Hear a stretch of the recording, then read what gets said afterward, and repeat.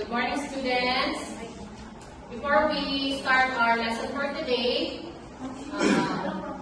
may I request everybody to please stand, and may I request Mr. Barrow to lead the opening prayer. Amen. So, good morning, class. Before you may take your seat, please pick up pieces of paper under your chairs and arrange your chairs accordingly. So, who is absent from the class today? None. So, very good. Give yourself 5 claps. So, I have here the jumbled letters, and you find the hidden word. Okay, Mr. Nathaniel, what is that hidden word? Very good. The second one, what is the hidden word? Very good, Mr. Marco. Third one, on the other side, what is the hidden word? Mr. Lopez. Okay, very good. And the last one, what is the hidden word? Okay, very good, Miss Socoril. And now, let's proceed to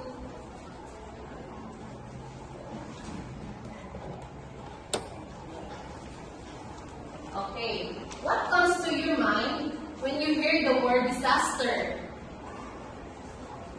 Very good, Miss Bonaparte. And what comes to your mind when you hear the word risk?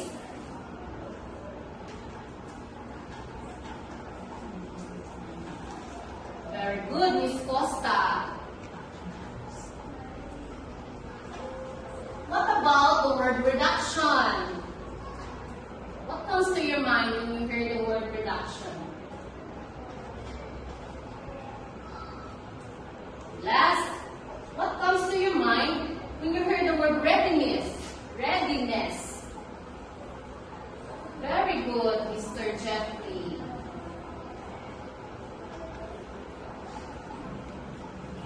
Okay, class. Why is disaster preparedness important in the community? Anyone? Okay, very good. The second question is, what is the importance of being prepared? Okay, Mr. Marco. Very good. Thank you. And now we will have a group of activities inside the classroom. You will be divided into 3 groups. Each group will have a different activities. You will answer the activity for 5 minutes. But before that, I'm going to read the criteria for your activities.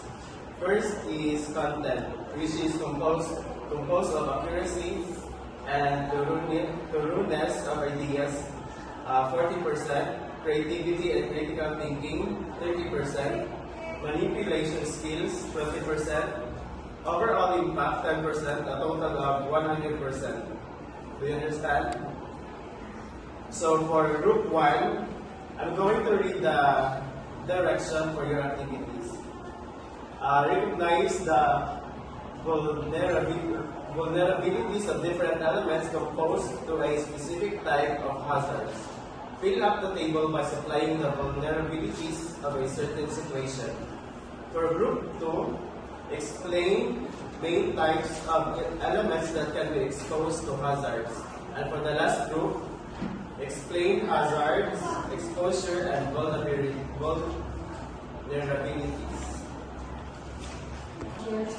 Okay, are you done? Finish or not finish? Pass your paper in the front. Thank you. So, good morning everyone. For our discussion, it is all about the disaster risk reduction and readiness. First and foremost, we will discuss what is vulnerability. So, according to the Philippine Disaster Risk Reduction and Management Act of 2010, vulnerability defines the characteristics and circumstances of a community, system, system, or even an asset that make it susceptible to the damaging effect of a hazard. Vulnerability may arise from various physical, social, economic, and environmental factors such as poor design and construction of buildings, inadequate protection of assets, lack of public information and awareness, limited official recognition of risk and preparedness measures, and lastly, disregard for wise environmental management. So, in other words, vulnerability is a state of being at risk. So, let me give you an example, class. There are two students. Na sila yung incoming na bagyo, no? And then they don't receive any message from the school. So, Nathan and Gabriel prepared some things for their activity for the next day. So, Nathan prepared books and notebooks, while Gabriel prepared, aside from the notebook and books, he also prepared flashlight, whistle, and of course, food. So when they came to the school guard prohibits them from coming because there will be a flood in their school. So they went to the covered court. So let me ask you a question, class. For both of them, kinsa man ang mas vulnerable? Si Nathan or si Gabriel? If your answer is Gabriel or Nathan, you're correct. Because Nathan, aside from any emergency kit, he only bring notebook and book, while Gabriel is on ready. So when you say vulnerable, if she or he or an individual is susceptible for being at risk or at harm. So when you say vulnerability, it is also a situation specific. This means that if a specific province is prone to earthquake, hindi siya masabot class na all localities on that province is vulnerable to the shock. So, furthermore, the vulnerability of different towns or even cross province differ in the way they prepare for the hazard and the amount and type of resources they have to prevent and manage it. So, how do you lessen vulnerability in your province or in your area? To lessen the vulnerability, it means to make the community prepared and ready for the possible damaging effect of the hazard. Thus, the character or the people must develop this character, what we call the resilient. Resiliency is a community's ability to reduce the vulnerability through prevention, mitigation, response, and recovery. So, class, how do you develop resiliency in your home? Yes, you should first identify the hazards and be prepared at all the time for possible outcome and of course respond immediately. So, lastly, vulnerability is also a hazard specific. A community that is vulnerable to earthquake hazard does not literally mean that it is also vulnerable to typhoon. Class, we also have here different traits of hazard that can influence the disaster possible to happen. So, when you say disaster risk, it is a potential of life, injury, or even destroying assets. So, here we have an equation. Disaster risk is equal to hazard times exposure times vulnerability. So, first, let us define class. What is hazard? Yes? Yes, Mr. Gabriel, what is hazard? Yes, that is correct. When we say hazard class, it is a phenomenon or even a situation that has the potential to cause harm or loss. Now, let us differentiate what is also exposure. Yes, exposure is the people or properties which may be affected by a disaster. Lastly, what is vulnerability? It is the factor that increases the susceptibility to the impact of the hazard. Now, let us give you more example. When we talk about typhoon, for example, there is a typhoon disaster in your province. So the more disaster it is, the more risk go. Mas risk go pa kung naatay disaster sa ato. Labi na kung atong community is not well prepared or even emergency cases. So, now let us summarize. The disaster risk will be higher or even stronger if there are more exposure and there is an increase in vulnerability because risk is equal to hazard times vulnerability times exposure. So the more na magdagaran ato ang hazard, the more ko ka ma-expose, the more ko ka vulnerable, so risk mo kaayo ka. So,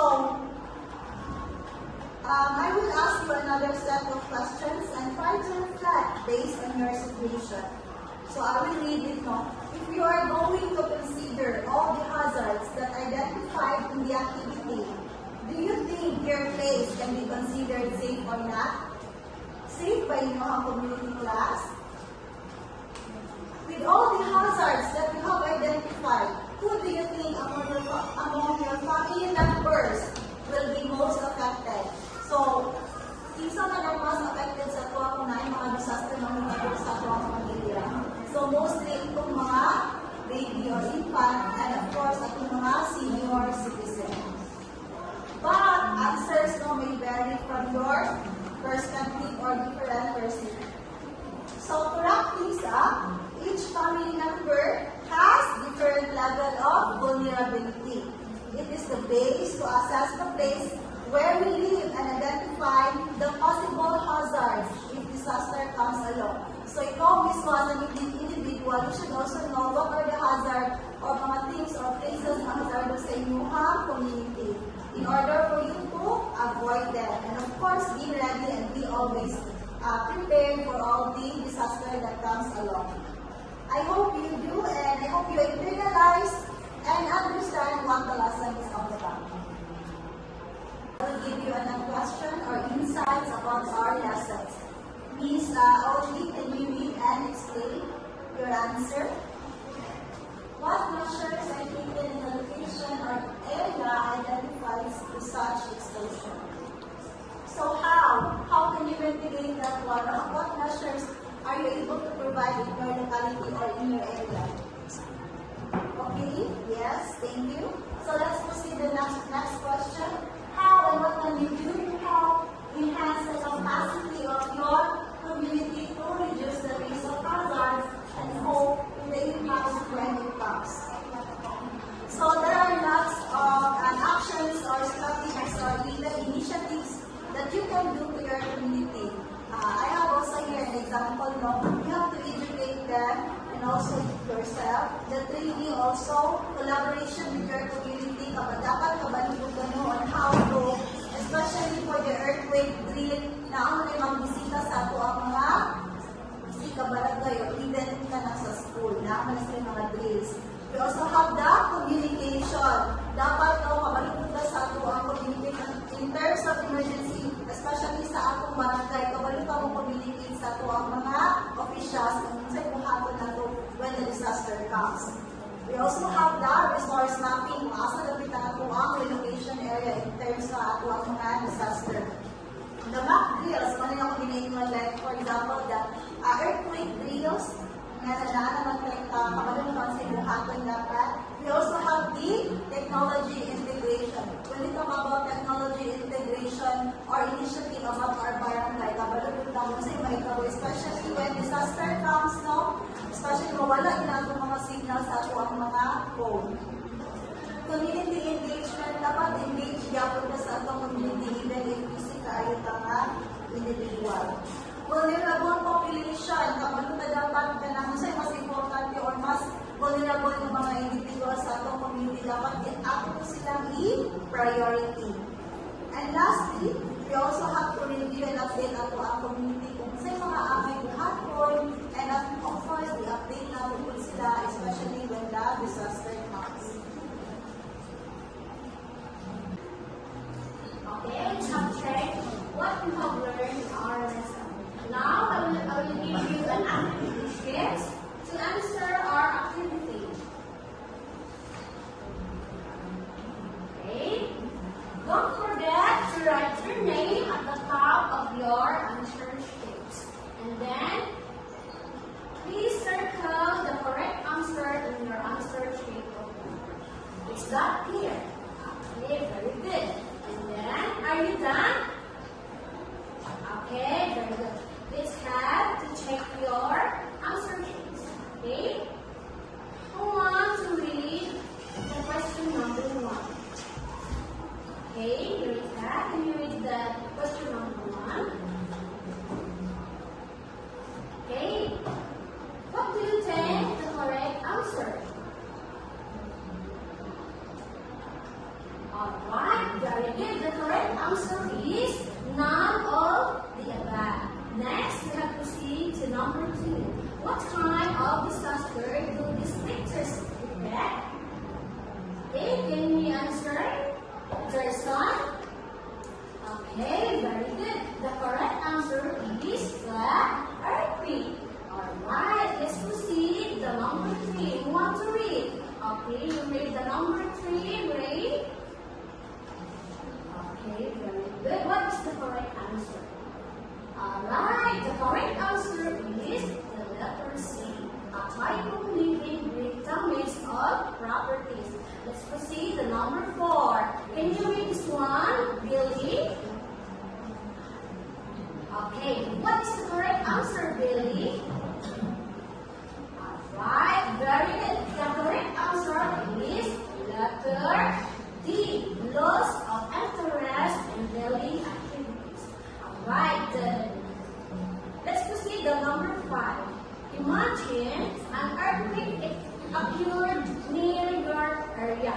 Which of the age group are more vulnerable of the impact of earthquake? Okay, what do you think? The answer is 1. Alright, very good. The senior. Okay, thank you class and very good. Okay, class, since we are now running out of time, I will give you a take-home activity, and please don't forget to write your name at the top of this answer sheet, and you will pass this to me next meeting. Bye, class.